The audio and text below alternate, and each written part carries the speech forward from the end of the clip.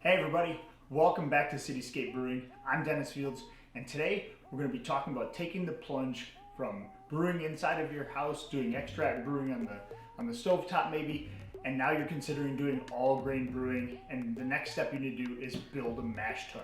So today we're going to go through some of the equipment that you'll need to make that transition to a full boil and how to build yourself a mash tun. Stay tuned.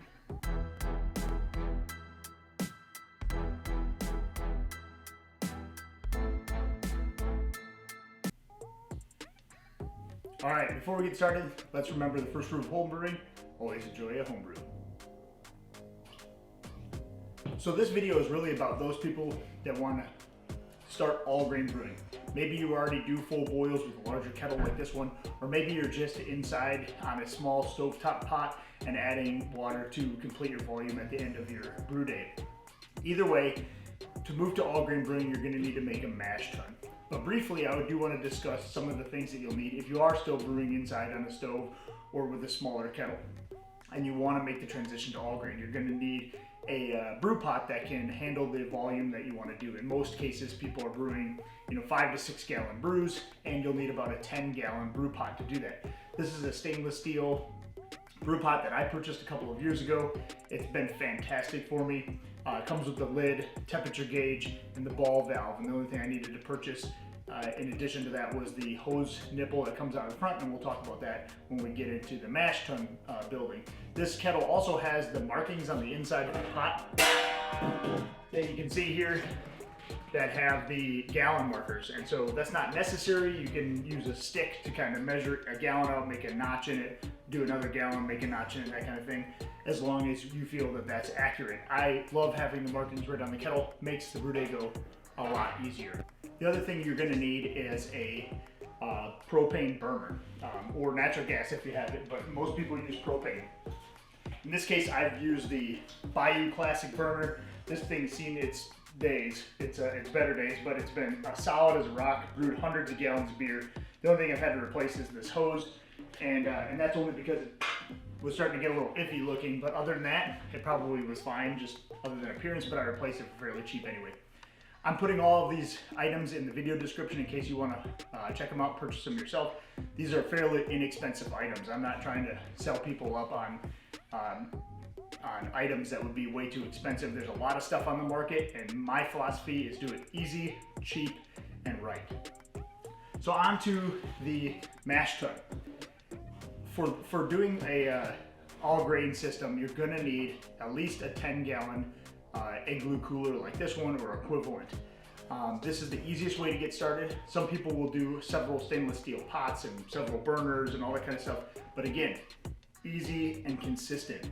It's hard to keep temperature control with stainless steel. You'll need multiple burners, multiple propane tanks. I found over the time that the easiest and best way and the most consistent way of brewing is still with the Rubbermaid mash tuns. So in this case, this is an igloo cooler. You can buy these at Lowe's or Home Depot or any hardware store. You can also get them online for about the same price. Again, I'll have links to all this stuff in the video description. It will come with a lid, sometimes with a little cup holder thing, and then it will come with this spigot that's on the front here. And you're gonna take this right off, right? And so you just unscrew this from the inside.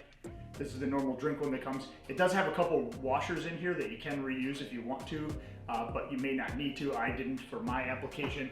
And then you're gonna need a ball valve, some connection to a fitting that you're using. In this case, this is a 1/2-inch hose barb fitting. And then you're going to need some type of screening method on the inside. And in this case, I use a 6-inch bazooka screen. They also make a 12-inch bazooka screen that would fit in here.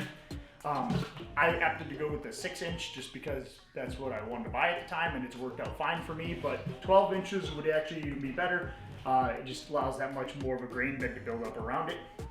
And so in addition to that, you will need some other fittings.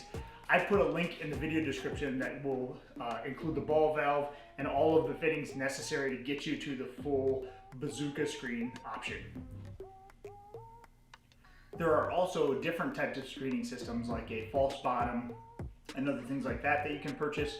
I found the bazooka screen is probably the easiest. It requires a lot less taking things apart, it's easier to clean around, it's easier to actually stir around as well. And so that's why I kind of like the 6-inch screen, just because I can kind of stir all the way around it, where the 12-inch would go side to side. But either way, the 12-inch is the one that I'm going to be linking in the video description, because it does have that more surface area, which I think in the long run is better. So if you buy this all together, you can buy a whole mash tun like this one, and I'll put a link to that as well, completely done for you. But there will be some assembly required when you get it. And so you might as well save some money and buy the pieces individually. The cooler and then this assembly separately will save you about half the price. When you buy it together, it's like $175. If you buy these things separately, it'll be under half that, at about like 170 bucks or something, or excuse me, $70 versus $170. And so in this case, the mash tuns run between 50, 60 bucks for the cooler, and then the spigot themselves is about $15 or so, and the bazooka screen's about 10, 15. But if you buy it all together in this link that I'm going to give you, you get a little bit of savings buying all together. So this is super easy to assemble. Again, the hose or the hole that's in the Igloo cooler in this case is the exact same size. You don't need to do any drilling, that kind of thing. It comes with a bunch of silicone washers to help seal it. In either case, when you buy either the Kettle or the mash tun, what you're going to want to do is fill it up with hot water and let it sit to check for leaks, because you're going to want to make sure it's tightened down. I would also recommend in your pot boiling water in it for a while, because you want to make sure all of the seals are tight enough as things heat up and cool down and that kind of stuff, and that you're not brewing or mashing in and all of a sudden you find out you have a leak, and that's going to be a problem. So make sure you have all of that stuff figured out first. Use Teflon tape to do all of your threading, that kind of thing. I also suggest getting the 1/2-inch hose barb nipple and then some high heat silicone tubing. And so this stuff, rather than your regular tubing that you may use for something else like siphoning, this is high heat. It will handle the higher temperatures coming from both your kettle and your mash tun when you're draining your first runnings and your second runnings. Some people also buy 2 of these things and turn a second one into a hot liquor tank. In my case, I actually do batch sparging, so I actually pour hot water back into this after I do my first runnings of my mash, and then I let that sit at 170-degree temperature, 180-degree temperature for 20 minutes, and then run out another volume. And there's calculators on how to do that online, and also I've shown how to do that in the brew day videos on my page. But I found that that's easier.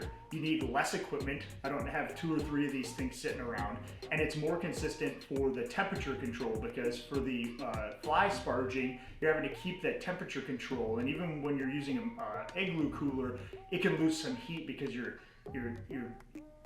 fly sparging for like 45 minutes, and you're having to have the lid off, and you know, the hot liquor tank is going, but you also have to have a tiered system. In this case, you pour water in here once, you let it sit for 60 minutes, you pour water here a second time, you let it sit for 20, and you're done. So in my case, this is the easiest way, is to do batch sparging. You really only need 1 vessel, and that's the way to go. But to each their own, you can do it either way. That's just my preferred method. Obviously there are others, and people will prefer other methods, and that's just fine. Whatever makes good beer at the end of the day. So if you have any comments, questions, please leave them in the video description below in comment section. I'll be doing my best to get back with you. If you have other suggestions for different videos, I'd be happy to make videos specific to something you want to see. As always, please like, subscribe, and share. It helps me notify you when my videos come out, and helps me get my videos out faster. So with that, thanks, happy brewing, and cheers.